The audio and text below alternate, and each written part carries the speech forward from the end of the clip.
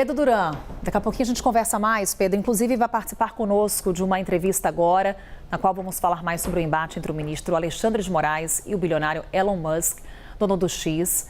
Depois de dizer que não vai cumprir a intimação de Moraes, que pede a indicação de um representante do X no Brasil, a plataforma pode sair do ar a qualquer momento. E a gente está falando, Pedro, de muitos usuários que estão agora nessa expectativa se vai ou não ser bloqueado o X aqui no Brasil, vai parar de funcionar ou não. Bora falar sobre isso com Arthur Igreja. Ele é especialista em tecnologia e vai conversar agora com a gente ao vivo. Nosso parceiro aqui também, sempre tirando nossas dúvidas tecnológicas. Tudo bom, Arthur? Bom dia. Olá, bom dia, Carol. Tudo ótimo.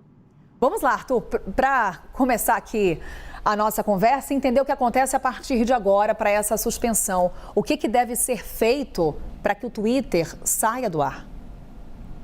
Olha, o que está previsto no Marco Civil da Internet é que a Justiça vai notificar os provedores e são eles que bloqueiam o acesso a esse IP. IP é o endereço, né, ao qual nós acessamos toda vez que nós colocamos x.com ou qualquer site no nosso navegador. Na verdade, é uma máscara que está direcionando para um certo endereço, né? Então, os provedores serão notificados, caso a medida seja cumprida, e aí, pouco a pouco, as pessoas vão perdendo o acesso aqui no Brasil. Então, esse processo leva algum tempo, não é imediato. Algumas pessoas podem perder o acesso antes e outras depois.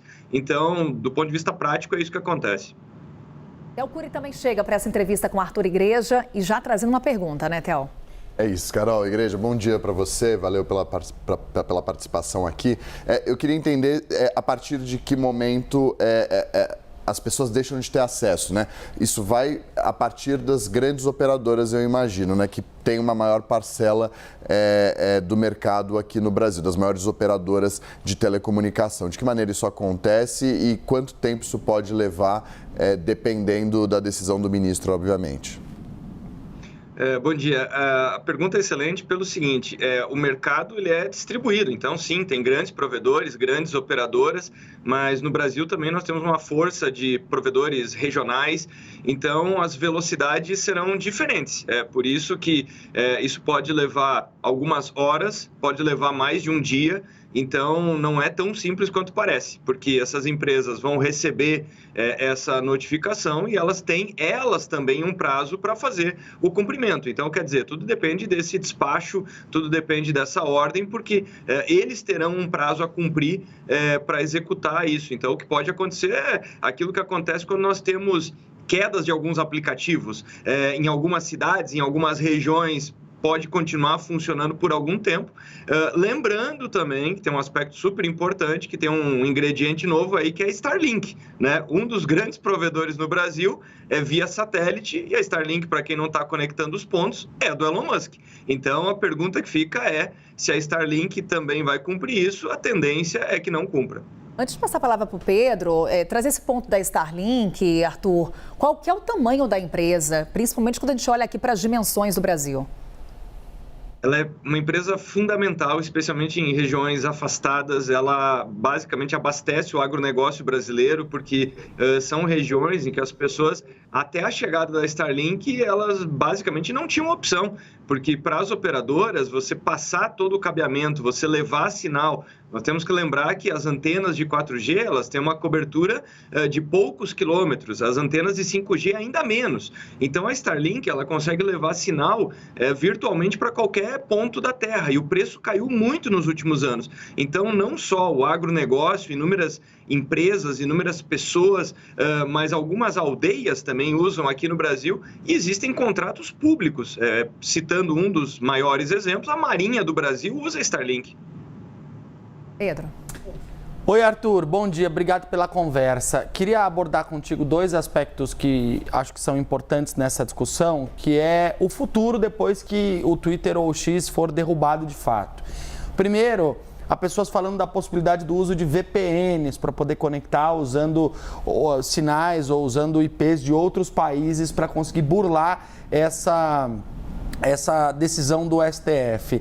Se isso de fato, você prevê que isso possa acontecer e de que forma que as pessoas podem ser bloqueadas, impedidas eventualmente de fazer essa manobra tecnológica. E o segundo aspecto que eu acho que também é relevante é para onde vai essa massa de pessoas que vai ficar bloqueada de utilizar o Twitter ou o X.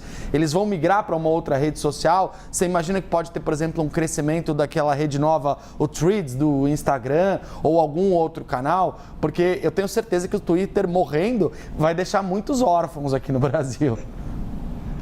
Pois é, essa também é uma excelente pergunta, Pedro. Bom, com relação à VPN, só explicando para quem não está ambientado com o termo, é um tipo de tecnologia que você faz um redirecionamento. Então, muitas pessoas usam, não só no Brasil, mas no mundo inteiro, principalmente para acessar conteúdos que não estão disponíveis naquele país ou para aumentar a camada de segurança. A VPN também ajuda nisso. Então, tem pessoas que, por exemplo, para acessar catálogos de streaming que são negociados país a país, assinam uma VPN e a partir daí conseguem acessar catálogos, tanto que recentemente tivemos uma polêmica aqui no Brasil que os franceses estavam acessando através de VPN transmissões do campeonato francês no Brasil.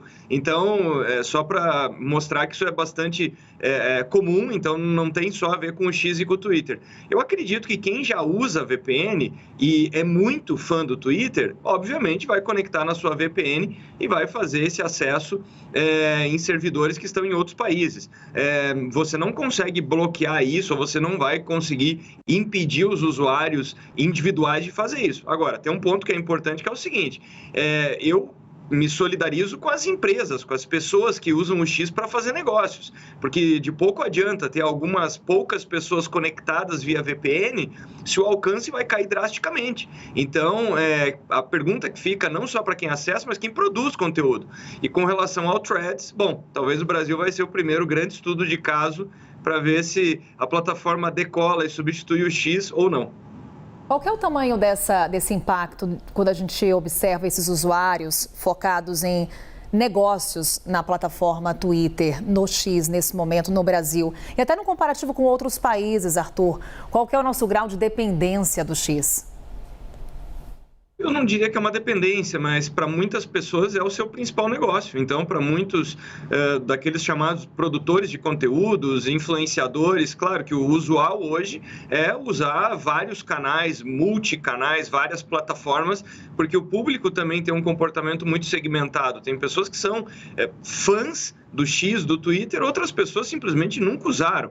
Então, é difícil medir o impacto, porque é algo absolutamente inédito, mas para poder comunicar, para poder levar conteúdo até as pessoas, é um canal muito importante. Milhões de pessoas usam diariamente, então vai ser, sim, uma queda relevante, importante, volto a dizer, não só no mundo dos negócios, mas também no mundo da informação, das notícias, de toda a comunicação. Então, é um impacto grande sem sombra de dúvida.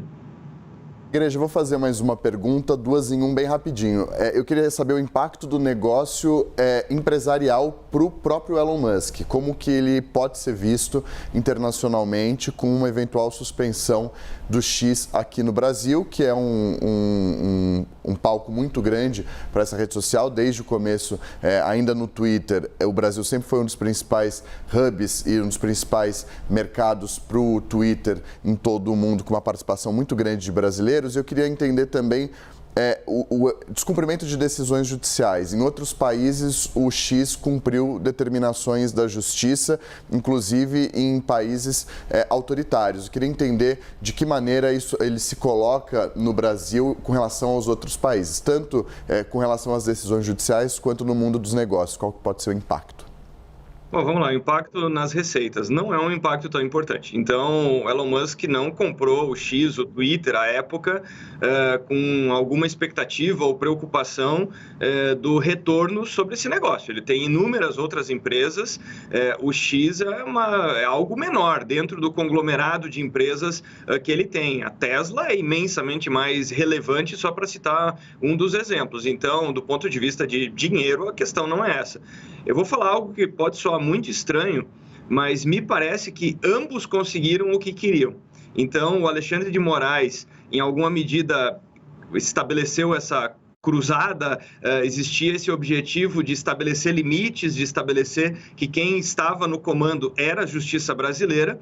A justiça foi notoriamente ignorada, então esse bloqueio ele não acontece de uma hora para outra. A empresa foi notificada sucessivas vezes, seguindo o rito judicial brasileiro, e nós precisamos lembrar que imagina uma situação diferente, que uma empresa venezuelana, uma empresa russa, simplesmente não tem representante no Brasil e se nega a cumprir qualquer recomendação ou obrigação judicial. Todos achariam tremendamente estranho. Foi exatamente o que aconteceu. Então, de forma muito pronunciada, a empresa virou as costas para a justiça brasileira para ver até onde essa corda esticava. Bom, chegou no dia que ela rompeu. Então, agora nós vamos ver se o STF, enfim, vai cumprir isso até a linha de chegada e vai tirar o X do ar.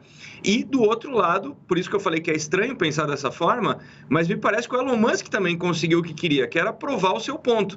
Então, ele já fez isso em outros países, o X já foi bloqueado em inúmeros outros territórios, e vale olhar o que ele escreveu ontem, que ele disse o seguinte: brigarei até o fim para que todos os países tenham leis como o dos Estados Unidos. Então, quer dizer, ambos conseguiram o que queriam.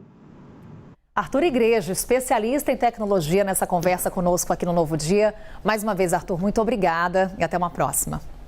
Obrigado, até a próxima. Obrigada, Pedro e Theo. Daqui a pouquinho a gente volta a conversar. Valeu.